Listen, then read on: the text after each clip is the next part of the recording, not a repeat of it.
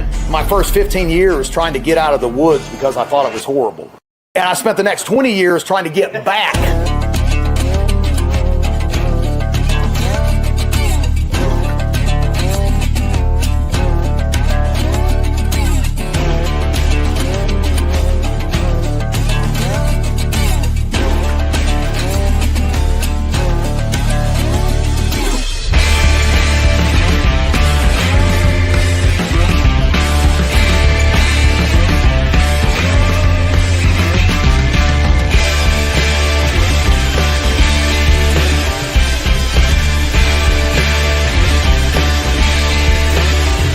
The truth of the matter is we need to be well-rounded individuals like our forefathers were.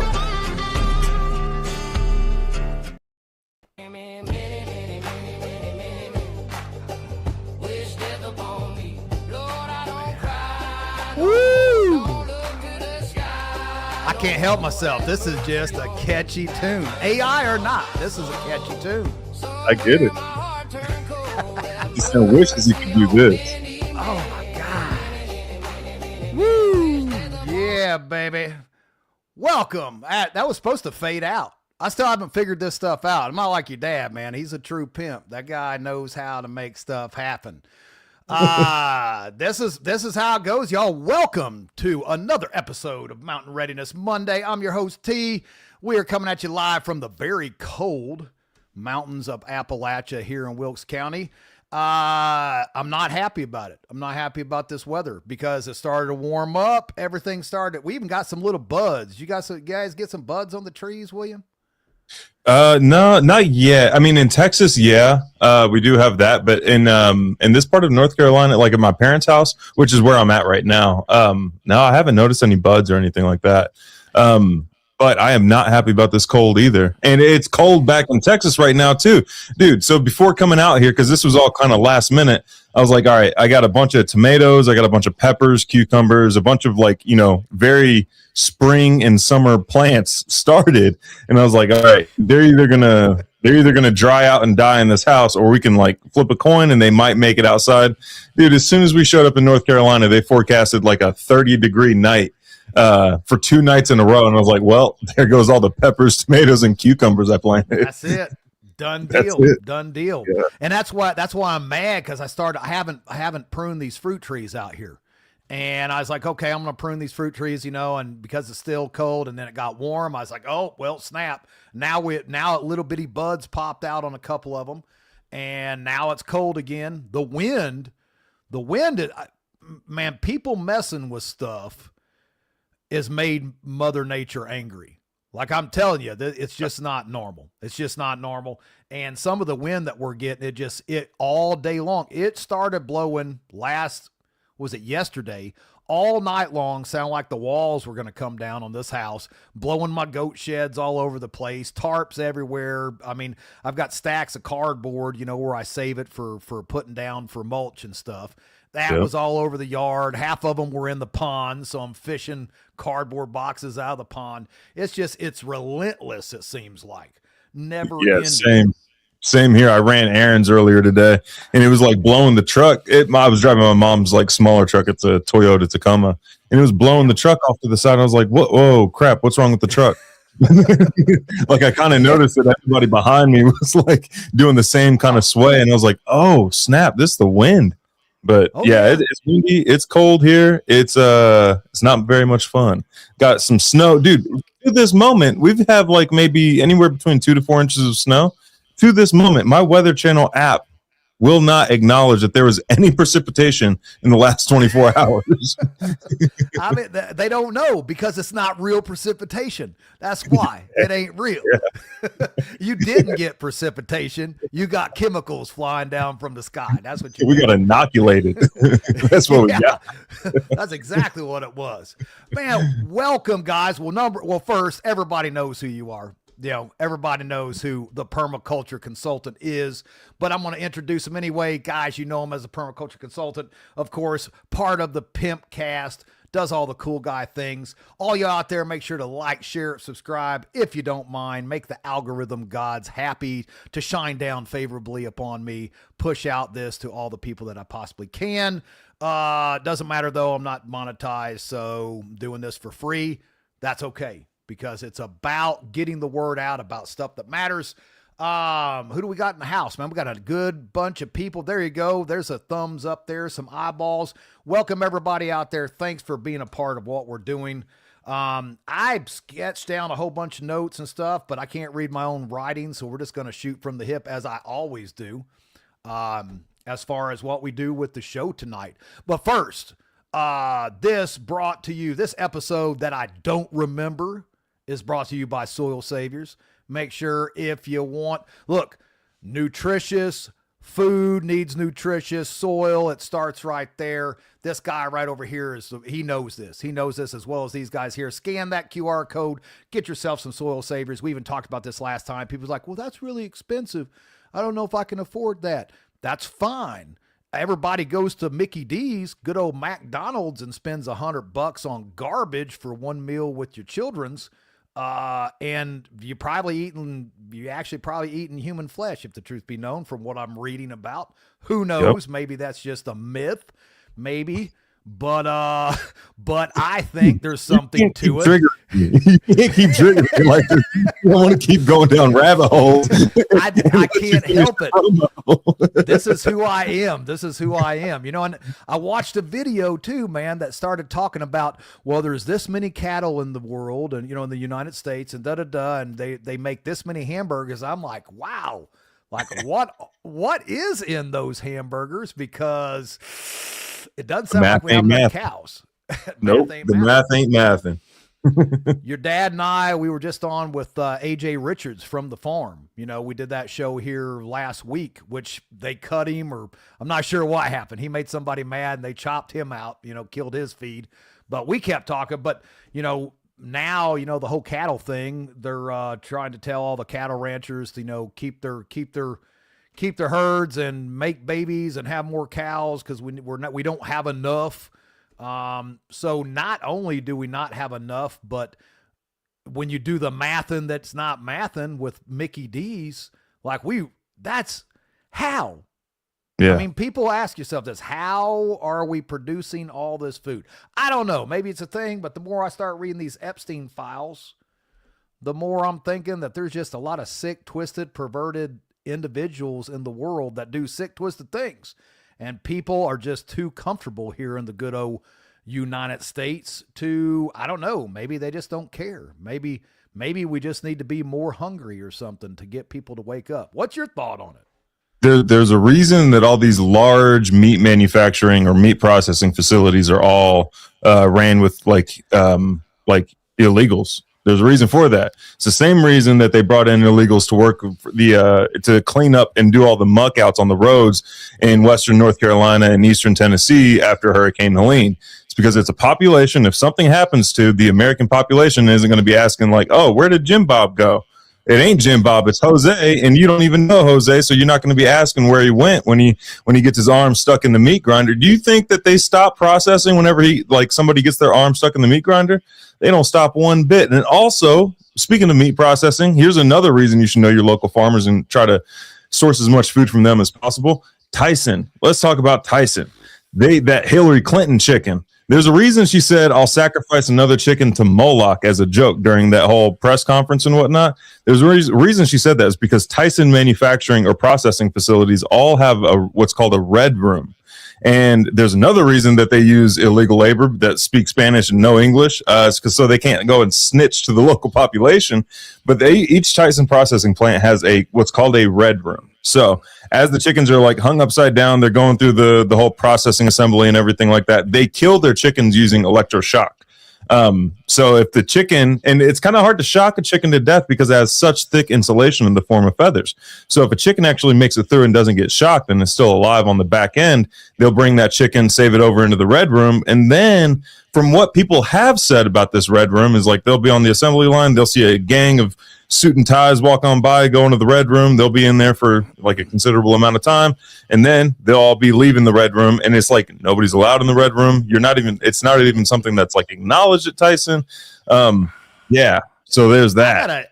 I've got to check that out, but let's throw that up there, man, because that is K-Fraz Man 1. Look at my big boy pimping in the pimp studio. Go on with your bad self, William. That's for you, Thank bro, you, right Edmund. there. Thanks, buddy. Awesome. Awesome, man. That is an awesome gift. Thanks for being a part of what we're doing here. That is cool. That is cool, man. So much, love to see that kind of stuff.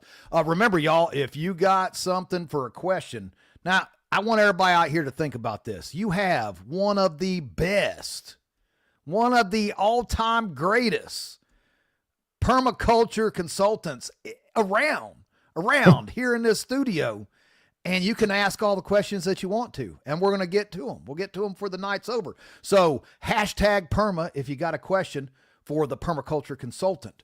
And we will flag that. The great Russ of Oz that's back there behind the curtain, pulling the levers, pushing the buttons, making all the magical things happen so I don't screw it up. We'll get you up there on the screen. But hashtag perma, guys. Let's talk before we jump into this too deep, because we got a Tyson here, man. We got a Tyson here, and I'm going to come back to Tyson because they're sick. Like, after seeing some of that stuff, I did not see the red room, but I can tell you some other stuff that I've seen, and some stuff that I know is a fact, and you couldn't pay me enough to eat that stuff like that. You can take all the money and fold it in half so it look like more, and I still ain't eating it. Still ain't doing it. So that's a lot. That's a lot of money, y'all. And not only is it a lot of money, it looked like a lot of money. So it's nasty, dude. It's nasty.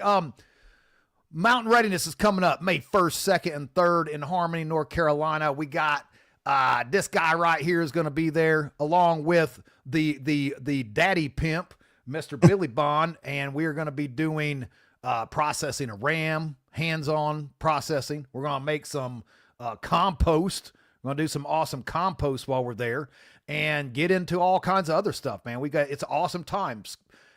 Where else for under $100 can you come to an event for 3 days, do everything from hands-on processing, tactical stuff. I've got the entire Carl Erickson, the entire tactical rifleman team there. I've got the world-renowned, he's in history books, three that I know of to be exact, Mr. Sue LaRue, world-renowned tractor. He actually wrote the book on tracking for the Green Berets. That's the kind of people that we roll up in here. We're going to be doing tree propagation. We've got Tim that's going to be there doing tree propagation. We've got herbal remedies. We got Jack's Janega Wildcard Wilderness that's going to be there doing land navigation, wild edibles, tree medicine. I'm going to tell you, if you don't know who Jack's Janega is, she's awesome. She does great stuff. Right now, I think we're getting close to 50 instructors that we're going to have there this May, which means, man, when the schedule comes out, we're talking like 60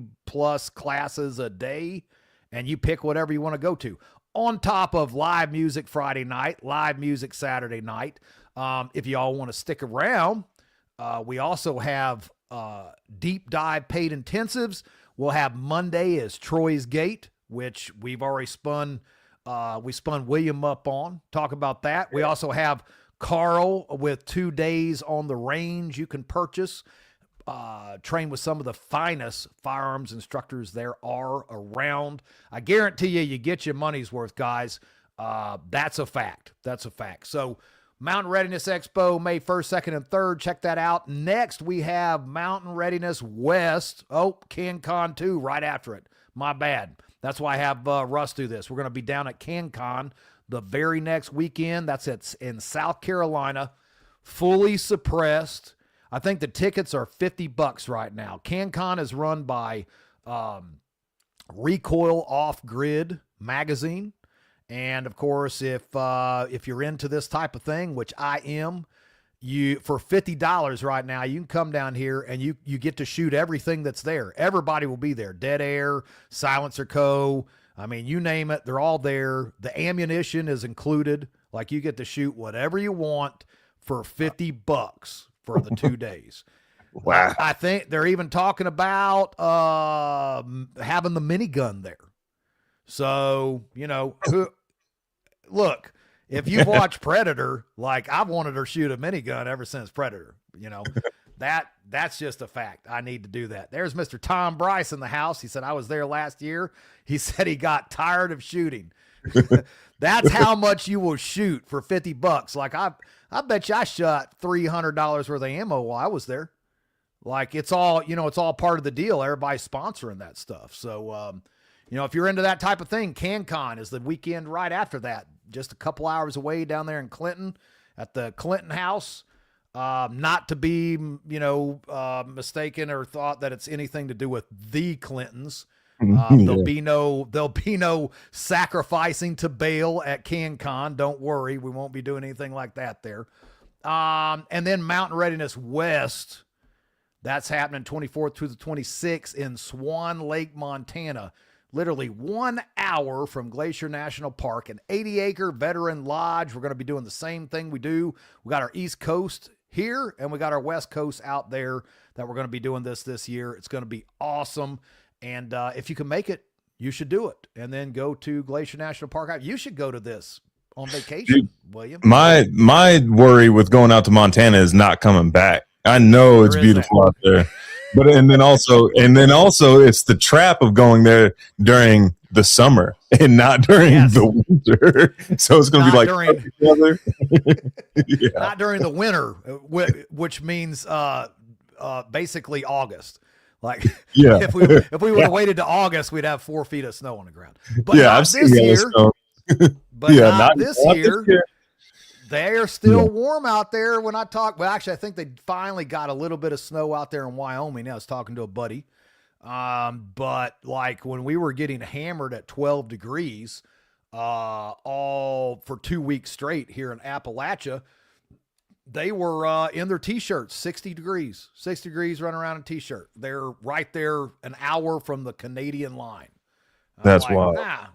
I'm sure there's nothing to do with, big blots on the map being heated in the atmosphere and stuff like that. Nothing to do. I told you on the round 1 of this episode, if you have any questions about geoengineering, go to Dane Wigington's website, geoengineeringwatch.org. And if you go there and if you actually pay attention to the information, you actually look at the information, what I like to do is go to the patents section, click on that, and then you'll see patents going all the way to 1890.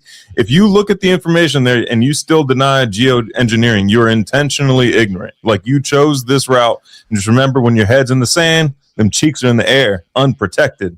So gotta protect them cheeks. Gotta keep that area safe. And after we had our last podcast last week, I was like, man, I haven't watched anything of his for a while. And I went back and I watched the Dimming, which, 2-hour documentary. I'm sure you've seen it. Yeah. And that there, man, I started thinking about Book of Matthew, where it talks about the sun and the moon dimming in the end, in the days, in the ends of the days. And, people always get, I think people get really crazy into the Bible to where they're like, oh, it's this mystical, puzzle that you have to decipher. But sometimes I wonder if it's just not plain old straightforward common sense. It is what it is. I mean, you think that? Dude, so it was a couple of years ago. There were a couple of things that happened in my life that really made me like restudy the Bible, and get not let somebody else teach me the Bible, but to get into it myself. And then I noticed like, oh, this does make sense, because my issue is that like you go to a church, right, and then you have a pastor up on the stage, and like the Bible's supposed to be taught in discussion, not from like a teaching up on stage. Because you notice what happens with these teachings up on stage is that they'll use like 2 to 3 verses out of context to create their like motivational speech for the day, but they got to hurry up and get done so everybody can go watch gay football. They got to hurry up and end it by noon. Like, how many times that the pastor where I live in DeKalb, Texas, there's a church that we used to attend there, and he would cut out early because a specific team was playing that day. And it's like, where are our priorities? But as far as end times go, if you get into any of the Apocrypha at all, I put a couple of these books through the prophets test, which like you just make sure there's no contradictions with other scripture, and then try to find second witness and everything like that. If you put it through the prophets test, there's no reason you can safely go through the Apocrypha as long as you go through the prophets test. But Second Baruch and 4 Ezra were 2 books that clearly lay out, like they work in tandem. It's like they work perfectly together. If you read them together, like read one, then read the other, but they perfectly lay out what end times are going to look like perfectly. Yeah. And it's like everybody, like whenever you get into like Revelation, there's a lot of people who get into Revelation and they're like, oh, well, this is like metaphorical. This doesn't actually mean what it's saying. And it's like, yeah. Is there some like metaphorical statements? Yes, but you're always given context as to when it's metaphorical or who's speaking. There's like 3 or 4 different speakers in Revelation, but nobody ever wants to acknowledge that there's 3 to 4 different speakers in Revelation. But you notice this once you start reading it for yourself and not passing that burden off to somebody else. Not burden, I shouldn't say burden, but passing that responsibility off to somebody else and getting into it for yourself. Yeah, I grew up. I grew up in the churches on the road. We actually sang. My mother sang. We sang gospel music. I've been in every single church you could possibly imagine: Baptist, United Pentecost, Southern Baptist. I mean, people backflipping down the aisles, the whole bit. Been to them all. That's a fact. That's a fact. Yeah. It was down in an all spiritual Pentecostal church in Louisiana many years ago. Some of the craziest stuff I've ever seen, and they're singing. And people love to take that one scripture, just like you said, and they will beat the dead horse on that scripture and to back up what their agenda that they're trying to push. And I'm like, well, what about the 5 scriptures before it and the 5 after it that say it goes completely different? Yes. People also, they try to push the Old Testament as well, and that's the Old Testament. It was done away with, and it really wasn't saying that. I'm like, how do you say that? How can you say that God the Father, right, and Christ the Son can be any different? Christ says, if you've known me, you've known my Father which art in heaven, right? Yep. There can be no contradiction to the law. If there's a contradiction to the law, then the law is no longer perfect, right? Isn't that the point? It blows my mind, man. And then, I'm not trying to be the doom and gloom type of person here, but people want to pick and choose. And look, we're all human. I get it. We're all human. We all, from day one, born into sin of the flesh. But at the same time, man, some of this stuff is just blatantly in your face. And just like the minister that you talked about, I got to end the sermon so I can get home and watch the game, partake in the Roman games. Yep. The whole Jesus and God loves everybody and everything's love and it's rainbows and all this kind of stuff. Man, look, I remember God sending the children of Israel into Canaan to kill every man, woman, and beast, take not even his spoils. All right. That's a hardcore dude right there. That's hardcore. Burn every cursed object. If ye have known me, you've known my Father which art in heaven. They're one and the same, y'all. They're one and the same. So if you believe in Christ, you got to believe everything in the Old Testament and God too. It's literal. I cannot stand to hear people talk about God being this glowing orb in the sky that you can't understand. You know what I'm talking about? Absolutely. And he shows like within scripture that he loves interacting with this creation, but also the Messiah did state there's no getting to the Father except through him, which in that statement shows the end goal is to get to the Father, not to everybody wants to stop at the Messiah. Everybody wants to stay there and be like, oh, it's all about Jesus. Everything's about Jesus. No, they have forgotten the Father in this whole aspect. The only way to the Father is through the Messiah. You have to go. The end goal is the Father. The end. Man, I broke a sweat getting fired up on this. You got me spun up too. It is. Man, I even put on my flannel because I was like, it's a little chilly in the back of the house here because I got a fan out there, pushing the wood heat back this direction because I'm too cheap to burn propane And now all of a sudden I'm like, man, I've done broke a sweat running down my face and everything. But no, I get fired up when I start talking about that stuff, man. I tell you, one thing that and I did the same thing was I quit listening to preachers and what their version of the Bible was. And look, I ain't perfect, y'all. That's a fact. But I will tell you one thing. One thing that helped me to understand the Bible more than anything is looking at God, the Father, and Christ as same as we are, because we were created in his image. And if you look through the Old Testament, you look at God jealous, God being jealous. He actually divorced Israel because he was so sick of their crap. Hate. Look, hate is part of God expressed hatred, because look, if you don't hate evil, then something wrong with you. Evil is supposed to be hated, not your brother, not your sister, but evil. So, I look at God and Christ as myself. They have the same human traits that we do. They get jealous, they get mad, they get sad, they're happy, all these things. So quit making them these glowing orb in the sky and stuff and the burning bush. Yeah, I get it. He was the burning bush, Mount Sinai. But at the same time, he still has a lot of the same. I mean, we were designed after his image. And also on that note, like in Hebrews, it goes into detail talking about or Paul goes into detail talking about how the Messiah had to be sent to earth and experience life as a man to become a more relatable and better high priest. He lived through in far worse things than what we live through right now. He knows the temptations. I will say, he didn't have the opportunity to experience road rage back then. That's true. but I'm sure that would have happened for a fact if there was cars at that time. Yeah, it's hard to have road rage with a bunch of horse-drawn wagons and stuff like that, But right. I don't know, man. We got way off course there. Just okay, I can bring us a little bit back on course. There was something that you mentioned about the Mountain Readiness Festival, the tree propagation.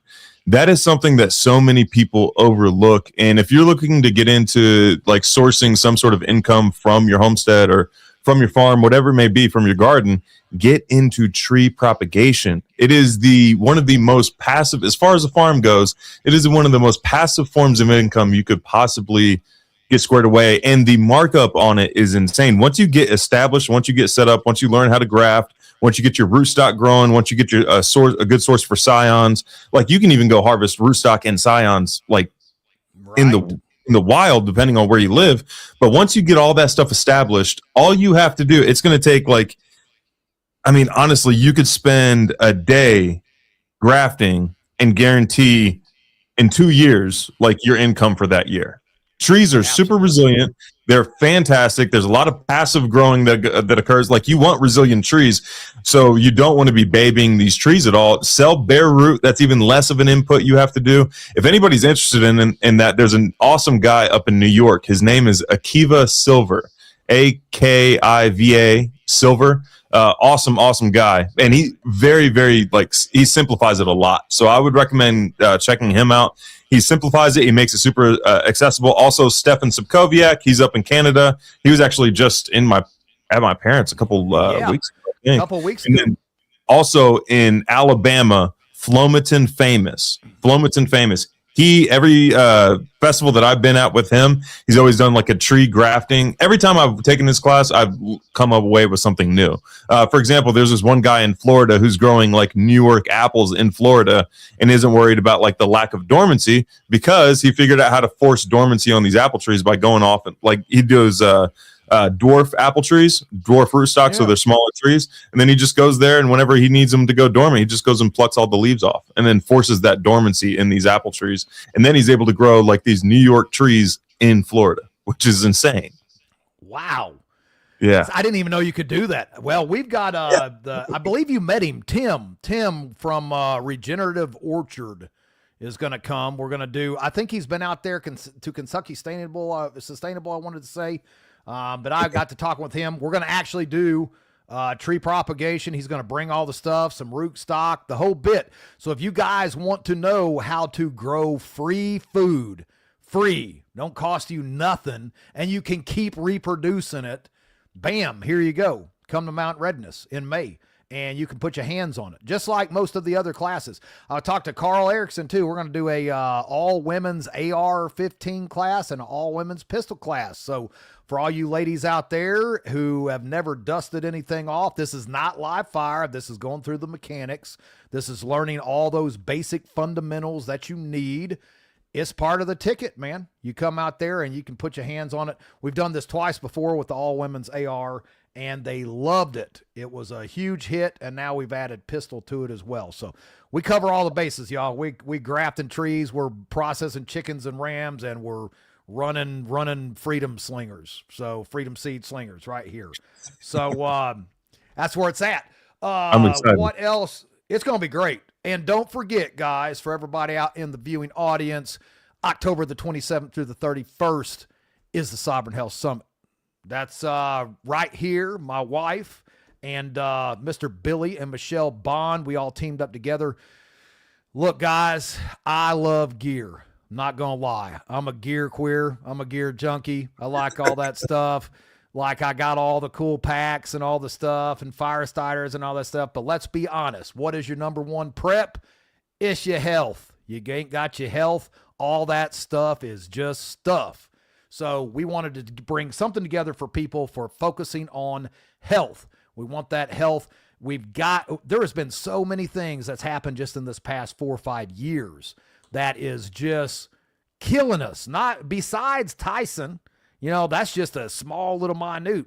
You get into the jabs, you get into all this kind of craziness. You got stuff floating down from the sky, all this crazy weather. We are all being affected by this. So how can we combat this? Well, that's what the Sovereign Health Summit is about, guys. Come here, Barbara O'Neill, Dr. Tenpenny, Doc Lee Merritt, Jonathan Otto, AJ Richards. We're doing everything from soil to soul. That's what the phrase is that we coined for the Sovereign Health Summit. Get y'all fixed up, including myself. I'm looking forward to it. Are you gonna be here for this one too?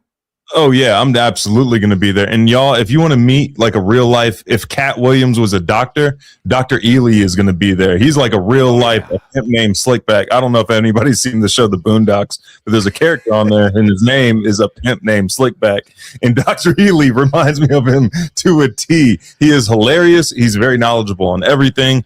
Yeah, I'm excited to see him again. I saw him at the Healing for the Ages conference over in Dallas. That was with Artist Schmidt group, and then Dr. Ely. It was awesome. He's fantastic. He is the reason I'm gonna become a naturopath. So in the future, I can actually do full-blown consultations on your property and then also on your personal health as well. Because I want to say this past year, I've done a lot of consultations on growing specifically a health garden. Like there was one garden that I came up with the plants to grow in Arkansas, and it was like focused on like this one guy's heart issues and stuff. And then once you start getting into these natural like alternatives, like these whole food alternatives to the pharmacia, basically, you realize like in all the literature and all these testings that they've done, that the whole food option, in their own words, is far superior to their pharmacia that they've come up with. They're like beetroots, for example. They do amazing things for the heart. That Cardio Miracle, that's mostly beet powder. That's mostly beet powder. Yeah. No, I'm a big fan of that. No, I'm fired up. That's going to be a long week, but it's going to be an awesome week. And guys, the stuff that we're doing out there ain't nobody else done.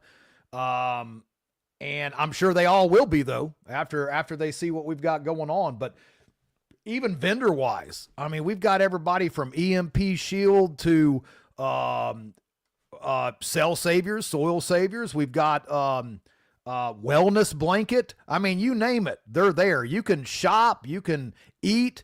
You never even have to leave. You never even have to leave the campground. Everything is covered. We're actually going to be pushing on projectors and audio out into the vendor area and the seating area, so that no matter where you're at on the campground, you want to go stretch your legs and shop the vendors, you don't have to miss the speakers on the stage because they'll be right there projected out to the vendors. So bam, stretch your legs, shop, and still listen to everybody talk on the stage. Ain't nobody done that before.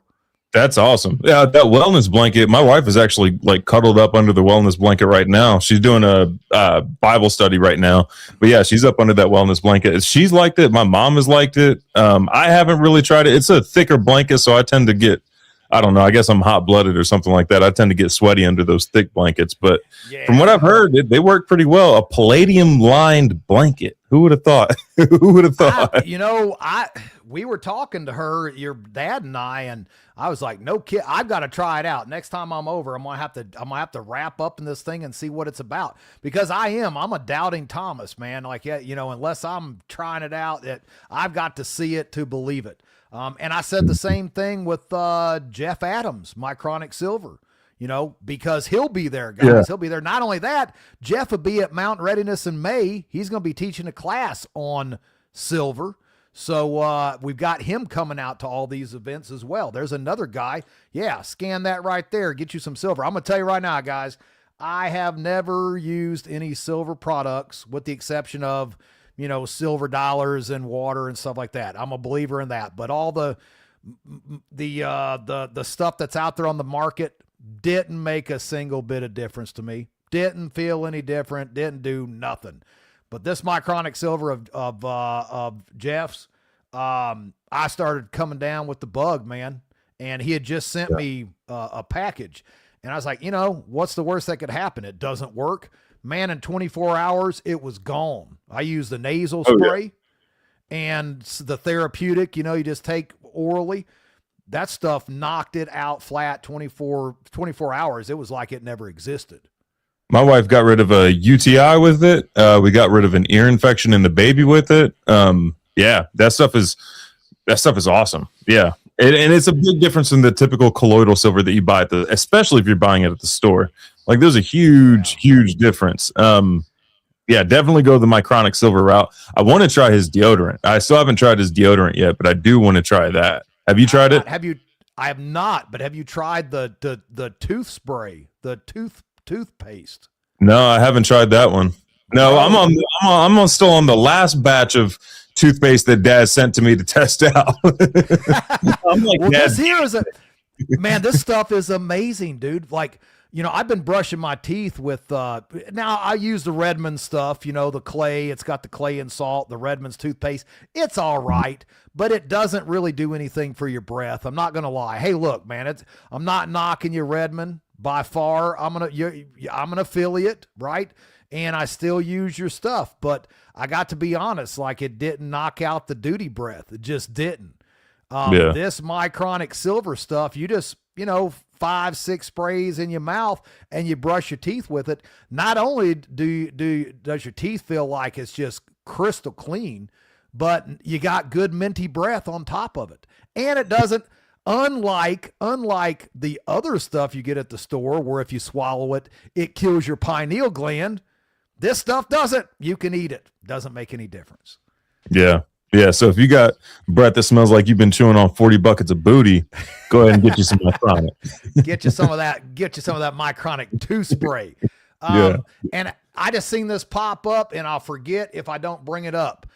Difference between colloidal, nano, and micro. Have not a clue if you go back and watch Jeff Adams, but I will tell you this. The Mycronic Silver, somehow Jeff has produced this to where, how does that work? How does it work? It's like he bonds it with an oxygen molecule and something else to where instead of only lasting 6 to 8 seconds under your tongue, this stuff literally lasts in your body for like up to 8 hours. To my understanding, so like colloidal silver colloidal just means it's suspended in like a liquid substance. Nano and micro are like two different sizes. Now, as far as like his process, to my understanding, it is attached to some sort of carrier that makes it last longer. As far as the whole science goes, y'all, I'm a soil scientist. I don't know nothing about this. I just know this stuff works. Bonded with ozone. Yeah, he bonds it somehow with ozone, and that way this stuff can at the end of the day, it stays in your body for 8 hours versus just a few seconds. There you have it. And other than that, I can't help you any more than that. I can tell you though that it works. It works fabulously. I think we were here's something that I can tell you that's completely off subject because we just bounce around. I'm like, I got like serious ADHD or something, man. I'm just all over the place tonight. Yeah. But, Tyson, have you seen the vats that they dip everything in? I've seen Pilgrim's vats. I have not seen Tyson's vats. No, dude, it's bleach. It's like bleach. That's why the chickens are all nice and white, pinkish color and all pretty. Like one after another, they just go into them. Chemical bleaching as it goes down the line. And what a lot of people don't also know is that for some reason, Tyson likes employing convicts, and they bring people in from other countries who don't care as well. And they have them working like the third shift stuff in the processing areas and in the gut room, doing all the work that nobody else wants to do. Let me be completely honest with you here, guys. I know some law enforcement that hauls them over to the Tyson plant here and picks them up and deals with them when they get into fights and all that kind of stuff in the plant. Guess what? They also do not so good things to that raw chicken that you eat. Man. Yeah, that's a fact. I'm not even lying. I don't even like to say that, but I want to get the word out, y'all. This is what goes on when you don't know where your food comes from. Man, you know that ain't nothing but demons. Do that to a chicken? Oh man. To a dead chicken. Either like, one. Not even bad. Yeah, I mean, but it's another layer of sickness. You have bestiality necrophilia. Man. I didn't even know you could combine the two. I didn't know that either. Yeah, you gotta stay away from that Tyson. Chickens are too easy to raise to be going through Tyson. Yeah, I mean, okay, so Tyson is one of those things that a lot of like new homesteaders immediately get into is raising chickens. They'll typically do their first batch of like broilers. The reason that they usually end up quitting is that they realize like they're not making.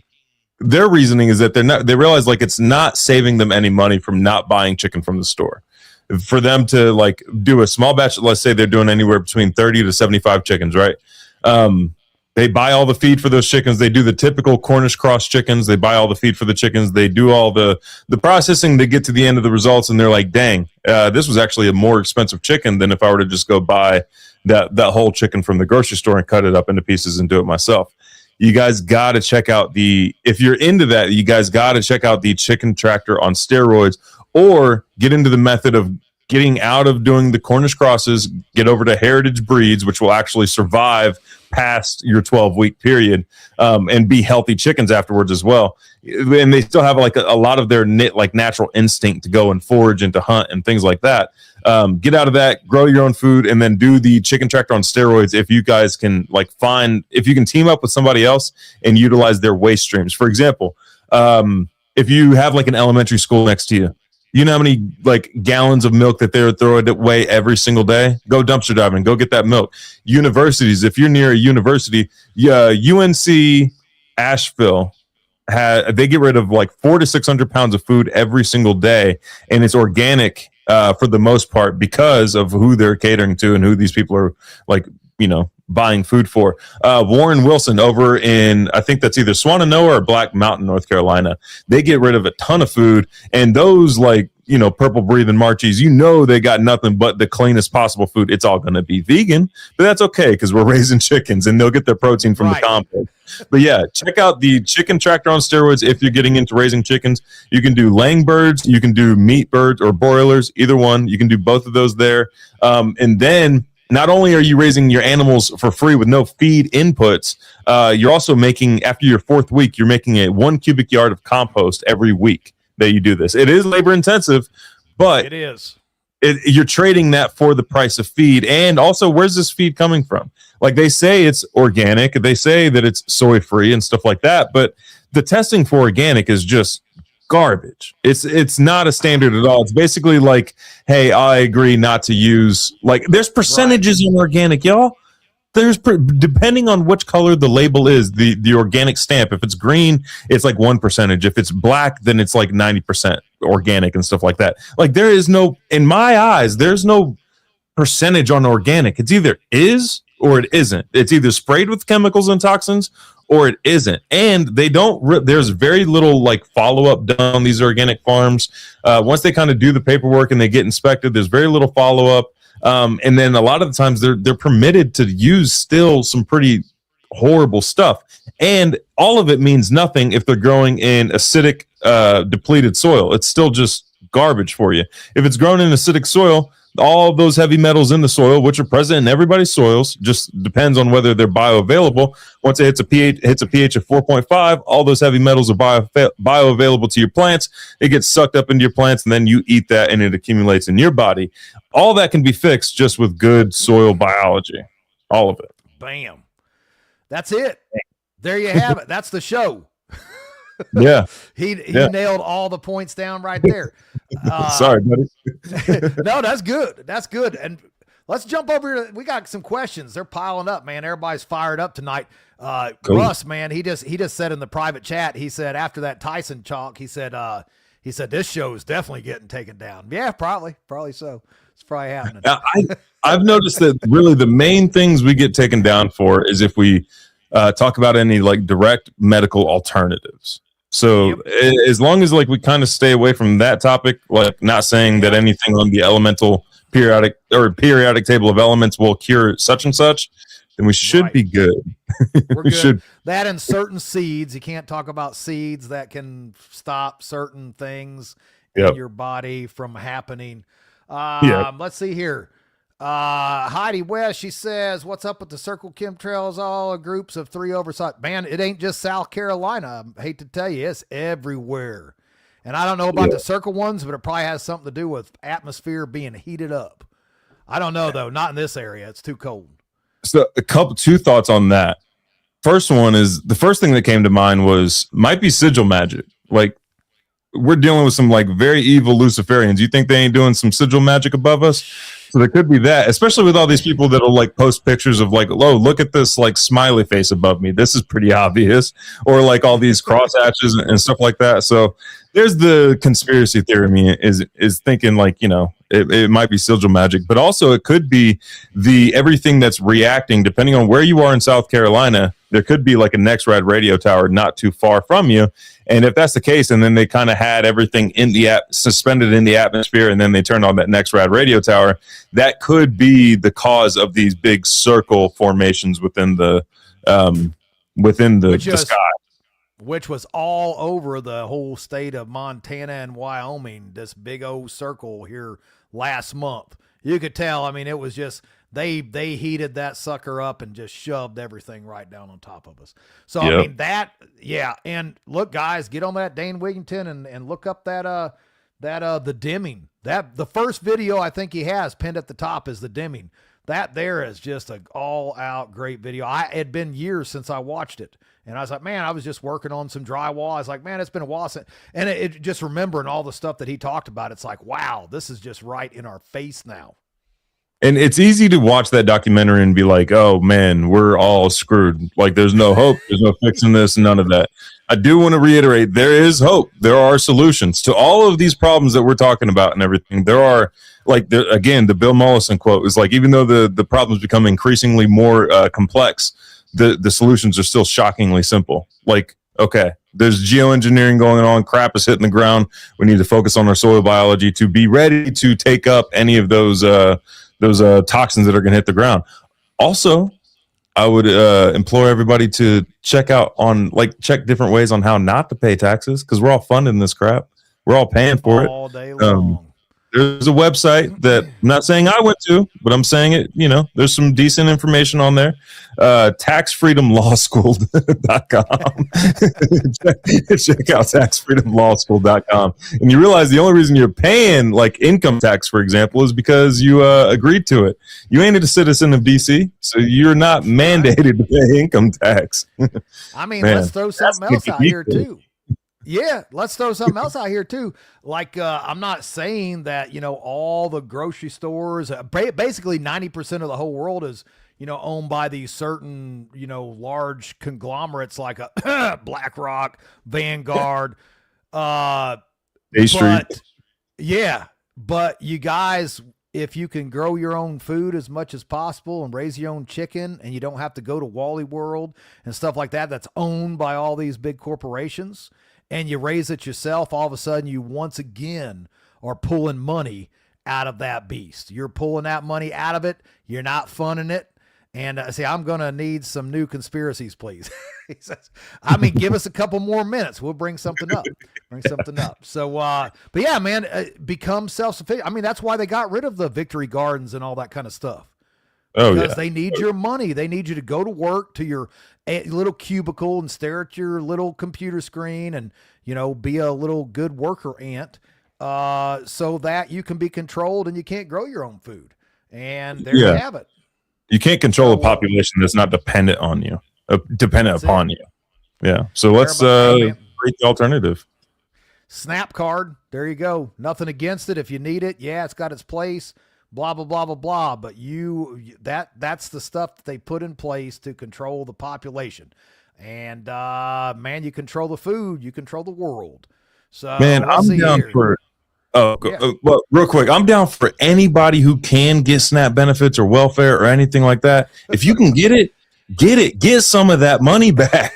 Get as much of it as you can. I ain't seen a refund in years. It has been years. Man, ain't nobody handing no SNAP cards out, especially like during the shots, the vax stuff, they had all the little checks that they were passing out and stuff. Nothing. Got nada. What a ripoff, man. What a freaking ripoff. Well, let's see here. Go through some of these comments. It says 4 million people served, not count. Yeah, that's true. It does say 4 million people served. Now that you mention it, didn't even think about that.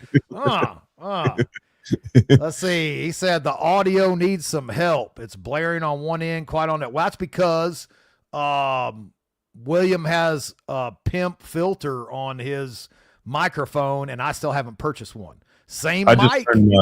I just turned my audio down just in case, just so it can match and stuff like that. There we go.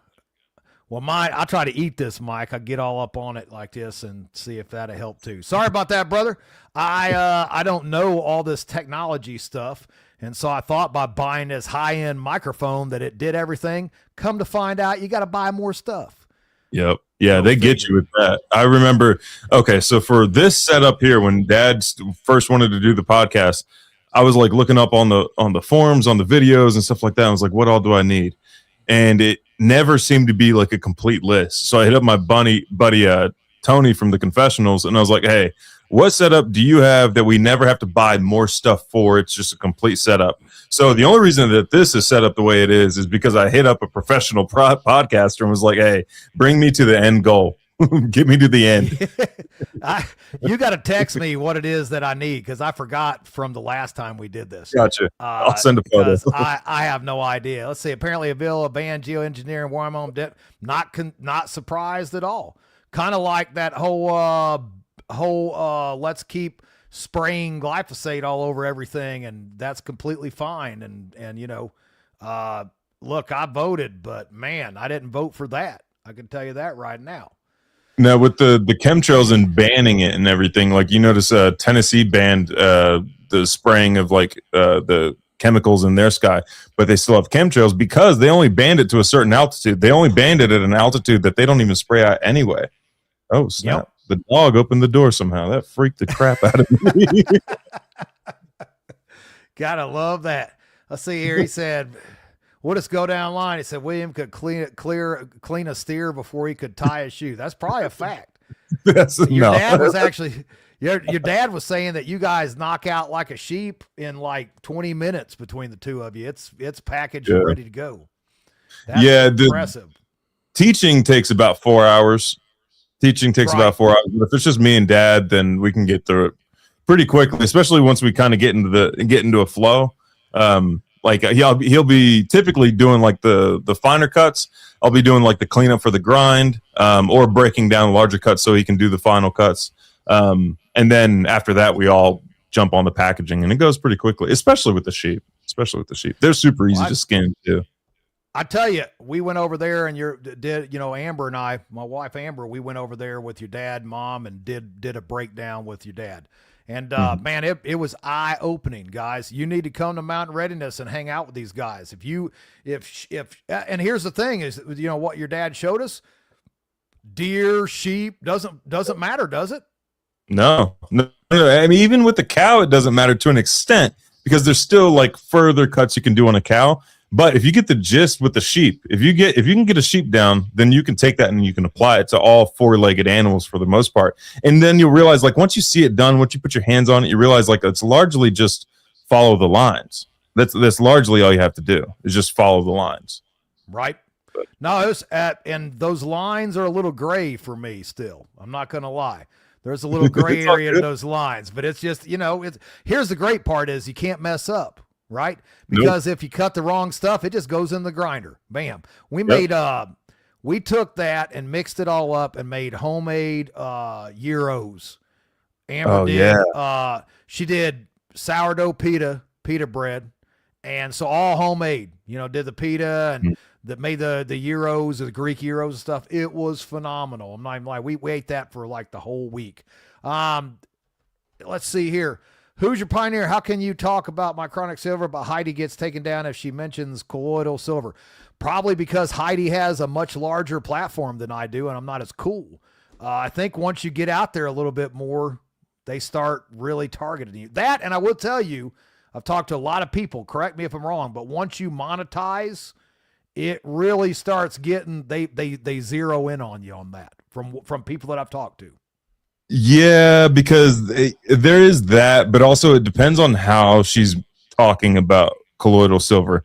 Having gone through the YouTube re-education program after my last strike on YouTube, it really broke down how you talk about this. So if it's one thing to say like, hey, this colloidal silver will cure this or is a cure for this, that's different than saying, hey, I use colloidal silver to cure this and it worked for me. Those are two kind of different things. Now I haven't watched Heidi's content or anything like that, but yeah, it's that's kind of how you have to go about it. You can't make any like solid claims about this stuff. Like Barbara O'Neill, she made a claim about zinc and how it'll help with a certain thing. You can't make those kind of statements. You have to say like, hey, this worked for me. Try it for yourself. And then also consult your physician afterwards. Right. For you guys listening, I'm doing the air quote. For the air quote. That makes it official. You do that and it's official. You're in the clear. Got $20 here. William, in part 1, did y'all cover the content analysis of recent snows in the South? That was on Billy with Doc Will and all of them, I believe, when they delved into what was in this awesome snow that we've seen in these parts. If you want, I can read off the list for you if you would like. Hit them with okay. So this is from Dr. Will's scalar testing that he did in 5 different locations. All of these locations showed similar results, and nothing on this list is supposed to show up in snow or any kind of precipitation. And you'll see especially how egregious it gets towards the end of this list. So in the left side column, which is the number value, is the stress level. So the further away from 0, the worse it is. The number on all of these things are supposed to be 0. Like, so 50, pretty doggone bad. 100 is way worse. 5 might be irritant, just to give you guys kind of an understanding of this stress level. But starting from the top, infectious agents, the reading was 112. Viral agents, synthetic viral agents was 127. Synthetic viral skin agents was 95. Synthetic respiratory viral agents was 124. Inhaled poisons was 71. Chemical poisons was 67. Heavy metal poisons 148. Cyanide poison 30. Cadmium poison 61. Radioactive fallout group 1 53. Now he can identify individual isotopes and everything. He just puts these in groups 1 and 2, and he categorizes them however he categorizes them. But radioactive fallout group 2 was 56. Radioactive barium / iodine was 20. Radioactive plutonium / strontium was 19. Sulfuric acid was 71. Aluminum heavy metal was 81. Arsenic heavy metal was 80. Barium heavy metal was 6. Cadmium heavy metal was 15. Mercury heavy metal was 43. Lead heavy metal was 54. Strontium heavy metal was 46. Silver nitrate was 22. And these last two are what really gets me. mRNA technology was 15 and ergot was 37. So if all of that stuff wasn't bad enough, you're going to be tripping as you take in all this stuff with the ergot.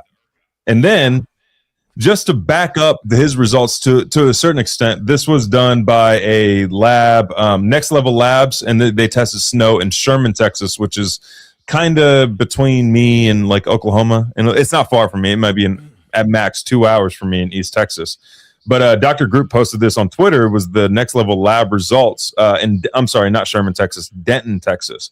So aluminum showed up as 41.7 micrograms per liter, I think, which by their own standards, that level is high. All these levels are going to be high.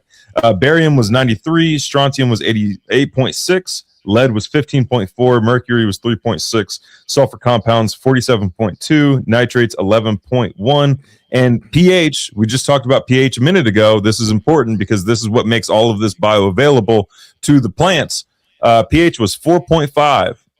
That seems like a pretty specific number to pick for this precipitation and everything. And again, y'all, all of this can be solved using biology. What dictates your pH are the microbes. The microbes adjust the pH according to what the plant needs. If the plant shoots down sugars into the soil, with that sugar comes in a grocery list, the microbe has to go and get it, and they have to break down, creating enzymes. They have to break down what that plant needs from the sand, silts, rocks, organic matter, all the ingredients in the soil, and that's what creates pH. So to fix your pH, don't put any of these concrete ingredients or anything like that, like the gypsum, the lime, all that type of stuff. That's going to cause like worse conditions later on.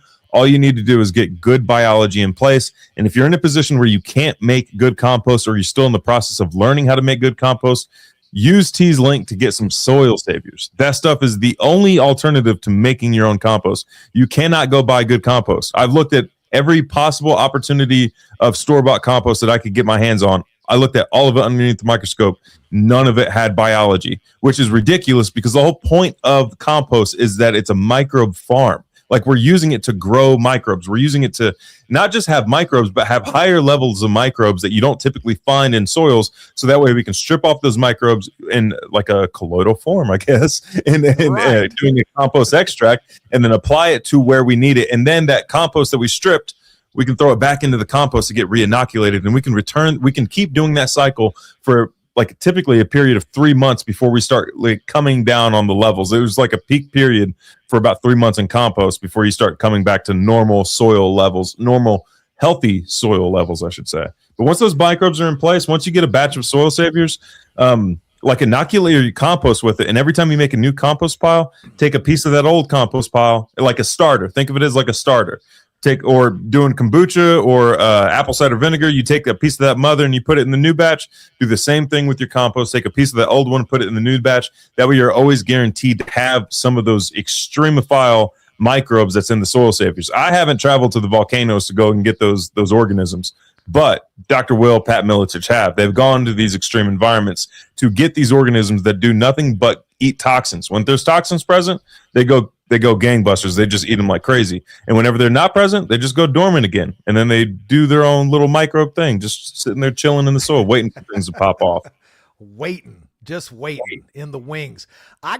Here's a question, because we have blown through an hour again, and we just got into permaculture. Before this, it was, Baal and sacrificing and eating humans at Mickey D's. I mean, we just was all over the place. So since we're talking compost, You know, the simple compost pile with the layer of the browns, layer of the greens, back and forth. Okay, so I got my pile out here, right? And then this cold snap comes in. My pile is right there at about 115 degrees. Like it's where it needs to be. I got the thermometer down in there. And then all of a sudden it just drops, boom, down to like 60 degrees. How do you revive it? How do you get it back to doing what's supposed to do? So let me ask you a couple of questions, because right now, as it stands, it's the classic permaculture answer of it depends. So let's do some analysis. Have you already gone through your 3 heating phases on your compost pile, where all 3 sections of it have gone through that hot center? I think this is the first one. We piled all this in. We had cleaned out because we had a bunch of hay. We had to put some bedding down for the chickens because it got cold, you know, so we pulled that hay that was all pooped up, and we used that as our greens, you know, kind of, it still had green in it. So I said, it's close enough to green, I hope. There's that quote, end quote. But, you know, so we were taking wood chips and then followed by a layer of that back and forth. So it hit that 115, 120 area. It was staying there real nice. It got cold. Now we're down to like 60. So what I would do in your position, if I had a pile and it was still on the first heat process, I would go out there, wait till temperatures regain, like get back to normal again. Also, real quick, is yours outside or in a barn or outside? Anything? Outside. Okay. So I would because right now a lot of those organisms have all gone dormant for the most part, because this is an unusual weather snap. It'd be different if we were in like Michigan or something, and this is going to be a consistent temperature for a long time. The microbes will adapt to the temperature, but right now they've all gone dormant because we've had 60-degree weather for a couple of weeks up until this point.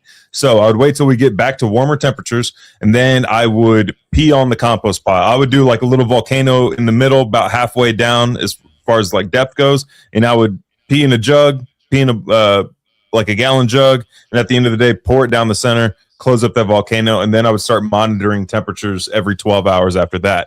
I want to hit a minimum of 131 degrees, because at a minimum of 131 degrees, I know that all of the pathogenic microbes for 3 days. I'll give you the temperature guidelines here in a minute, but at 131, that's when all the weed seeds start dying, and that's when all the pathogens start dying, like all the anaerobic bacteria and microbes, all the bad guys as far as that goes, they all start dying at those higher temperatures. But our good guys are perfectly fine at those temperatures. They're perfectly fine withstanding anything between 131 all the way up to 170s, 169. So once your temperature hits 131, the clock starts ticking. From 131 to 145, you let it sit there for 3 days, and then you flip. Between 145 and 155, 2 days, and then you flip. Between 155 and 165, 24 hours, and then you flip. And then anything past 165, you flip immediately. Once we get into 171, then we start producing like alcohols, and those are combustible at 171 degrees, and we don't want to compost fire. Which I will say, I've made some really hot compost piles before, and I've never made it to 171. As long as you're paying attention to your ingredients and everything, you're perfectly fine. So, and you want to do 3, or I mean, you could get away with like 2 total flips. So your first heating process is assembling the pile. So you're going to measure that temperature in the center of your pile, just slightly above the center, because that's going to be your hottest point. And picture that like a molten ball, just a molten ball. That's going to be your middle third. Yeah, the core. Then there's the top third and then the bottom third. The top third is going to kind of go over the ball a little bit. It's going to be flat on top, and then it's going to go over the ball a little bit. And then the bottom third is going to go, it's going to be flat on the bottom, and then it's going to be like a cup coming up holding that molten ball. So my next flip, once it hits those temperatures for those extended, like for those periods of times, I'll flip off the top, put that off to the side, put it on a tarp. I'll pull that off. And then my middle will become my new bottom. Everything on the tarp will become my new middle, and then my old bottom will become my new top. And then I wait for the temperatures to rise up again for the prescribed periods of time, and then I'll follow that same process. So I'll take off the old top, put it off to the side, put my old middle on the new cage. That's going to be my new bottom. Take my old top, put it in the middle. It's going to be my new middle. And then my old bottom is going to be my top. So if you picture it in 3 sections, everything moves down one, the bottom one moves up to the top. And if you do that for a total of 2 times, it's a lot different in the flips compared to the 18-day compost pile or the Berkeley method of compost pile.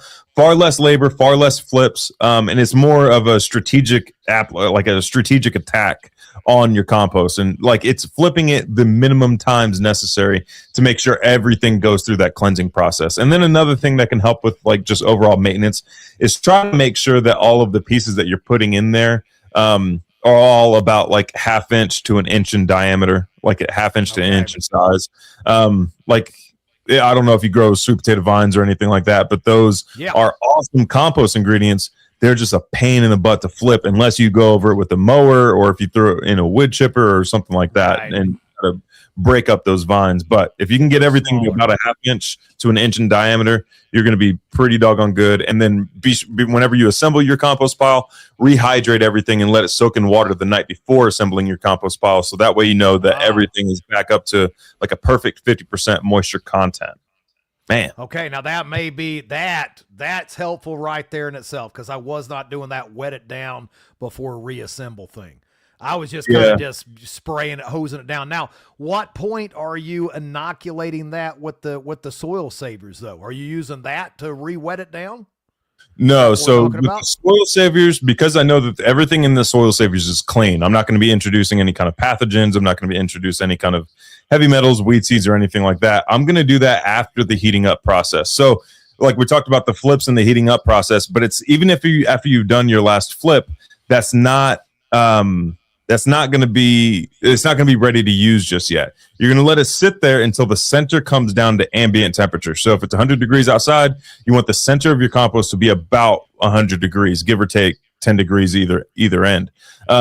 So at that point, I know that my fungi has hatched out of their dormant stage because they don't really like heat very much. I know that they've hatched, they've started multiplying, and then I've got the predators cycling in as well. The predators of the bacteria, of the fungi, things like that. I got my predator cycling in. That's when I would add my soil saviors, is once the temperatures come down to ambient temperature, and then and that's when you would add anything you would want to. This gets a little bit more complex, but that's when you would add anything like steel cut oats to increase fungi, or volcanic rock dust to have a bunch of minerals bioavailable to these organisms. That's when you would do any kind of additives like that, is after it's come down to ambient temperature. But once it comes down to ambient temperature, wait about a week, 2 weeks, and then you can pretty much guarantee, if you did everything else correctly, you can pretty much guarantee you've got what's called biocomplete compost. And biocomplete compost is what Dr. Elaine Ingham is the standard that Dr. Elaine Ingham came up with whenever she was doing a lot of her soil. And her goal was like, all right, so at what biological level do problems go away? Do disease go away? Does, I got bumper crops every year. All my tomatoes are grade A tomatoes. I have no bruised, diseased, bug-ridden tomatoes or anything like that. And that's the standard. And it depends on what you're trying to grow. But it's basically like if I have a gram of soil, half that gram of soil is going to be living organisms. And then depending on what I'm trying to grow is going to determine how my fungal to bacteria ratio is going to be. If you think of it this way, like everything at minimum is going to need a 1-to-1 ratio by volume. So 1 unit of measurement of volume for bacteria to 1 unit measurement of volume of fungi. Now, as my plants, and that's good for pastures. 1-to-1 is good for pastures, gardens, things like that. But once you get into systems where, like, think of it this way, the longer the plant is going to grow, the more fungi is required. So once you get into like berry bushes, 10 or 25-to-1 fungi to bacteria is pretty good. And then you have no issues with your berry bushes. 100-to-1 fungi to bacteria for your fruit trees. I mean, once you hit an old growth forest, something that's been established for a very long time, like the Pacific Northwest, it's hard to find a bacteria. It's like 10,000 or 100,000-to-1 fungi to bacteria in those areas. Yeah, but not very good for a garden because there's a lot of plants that build direct relationships with bacteria. Gotcha. Well, we've blown through it. And if you, and let's see, Libra 3, do you have a guide on this and explanations of why on your compost? Bring that up, the QR code for the Permaculture Consultant, if you would, Russ. There you go, y'all. There's the answer to your question, guys. If you want a guide on it, he's got his own school. Tell everybody about that for those that don't know. So I've got a school on Patreon. It's a permaculture design course. Also, I upload all my YouTube videos there too, so that way you guys can watch ad free. Also, little hint: if you do want to watch YouTube ad free, just go through the Brave search engine. Just use Brave search engine, and you get no more ads. But if you want to support a pimp, come on over to the Patreon, and then also get everything that I know about permaculture. We're going through the permaculture design manual. We're on chapter 8 right now. We're going through the permaculture design manual. I'm teaching you everything that I find useful when it comes to like practical application. The permaculture design manual is a very information heavy book, and it can be kind of daunting going through it yourself. Your first time, you're like, dang, I didn't realize I was getting into this many different hard sciences and soft sciences just trying to grow some doggone tomatoes. And it doesn't have to be that complicated. I simplify it and then teach you the practical application. You can get in for as little as $5. And if you want to get certified and become like a teacher or a consultant, you can do that as well. The reason I started it was because I was frustrated with all the bad consultants out there. Like, do you know how many consultations I've done directly after another consultant and everything I'm saying is brand new? That's ridiculous. Yeah. That should never be the case. That should never be the case. There's a lot of people who are taking like not fake. I wouldn't say they're fake. They're just not correct permaculture design courses. And then immediately going, before they get the experience, they're immediately going and teaching, which is insane. Or they're immediately going and consulting. They don't know how long these systems take. They don't know how long like maintenance is required on a day-to-day period. They don't even know like, oh, you know, life happens and I'm not going to get everything done in my first year. How do I still get around that and still progress on my farm or homestead or whatever it may be? But that was the impetus for starting the permaculture design course, was all the bad consultants out there. And I want to put in some really awesome experienced consultants after they take my course and everything. And then if you want a consultation, as far as your compost question though, if you go to my channel, and you click on most popular videos, all of my most popular videos talk about compost.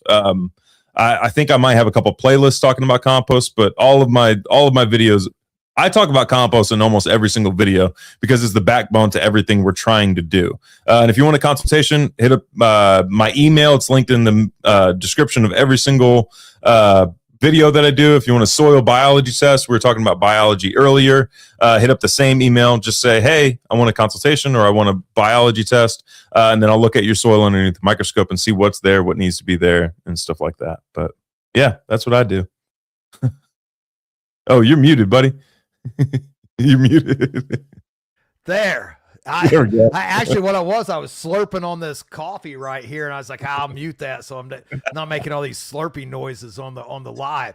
But no, I'm gonna have to jump on there myself, throw some money to the pimp, because I'm still green, man. I'm still learning. I'm still trying to try to get this good, awesome compost, and it's getting there. But just like the wetting it down part and stuff, like I screwed it all up. That was, so live and learn. And just like you said, though, you're when someone signs up for your Patreon, they're not just paying for what you're teaching. They're paying for not making the same mistakes that you did. That's what it's about right there. Like, cut out all the mistakes. Think about all that time that you're saving yourself by, you pay some money, but what is time worth? What's time worth? It's worth a lot. Yeah. I remember when I was studying under Jeff Lawton in Australia, he was talking to me. I was shadowing him on a consultation he was doing for this. I'm not a surfer. I'm not a big surfer guy, but it was some famous surfer dude in Byron Bay, Australia. And I was shadowing him on the consultation. And I asked him, I was like, how did you get to the $20,000 price point for a consultation? And he broke it down that way. He was like, you're purchasing my mistakes. I've consulted in every country. I've experienced like every climate that we know of. Like, you're paying for all of the mistakes that I've made my entire life. And that's really what it is. You get to skip all the mistakes I've made and make brand new ones, which is awesome, because that's where learning occurs, is in those mistake periods. But absolutely. You're going to make some mistakes, but cut out as many as you possibly can. And that's anything of the trades. Permaculture is no exception to the rule. I get questions all the time. Why do you charge so much to do this, framing job? Why do you charge? Well, 29 years of doing it, it's worth something. So, and I do want to say I am nowhere near $20,000. Just so I didn't scare anybody off. That's Nowhere right. near. Yeah, no, yeah. So not only are you getting expert advice, it's not costing you $20K. And here's another one. For like under $100, I think we're like $89.95. You can come to Mountain Readiness and learn right there for a weekend with this guy and his dad and about 48 other instructors. So check it out. But most importantly, make sure to scan that QR code for the Permaculture Consultant. Throw that up there one more time, Russ. Something here, somebody showing a little channel love. Oh, thank you. ZZG. Absolutely. Thank you for that. Scan that stuff, guys. I still got tons of questions, man, and we're out of time. Again. If you're down, I'm down. I ain't doing nothing. Well, I have to get with you. I actually have somebody already scheduled for next Monday. But before Mountain Readiness, we got to do this again. And actually, I will do my best to try to focus on questions instead of be like, they're eating people out here. I mean, it's like an episode of Alex Jones. It's like InfoWars on here. They're turning the freaking frogs gay. The frogs are gay. So, man, I appreciate you, William. Thanks for coming on here, man. It's always a pleasure hanging out. It's awesome coming on here, dude. I appreciate it. Appreciate it. You guys know the routine, man. Stay safe, stay ready. We'll see you next Monday.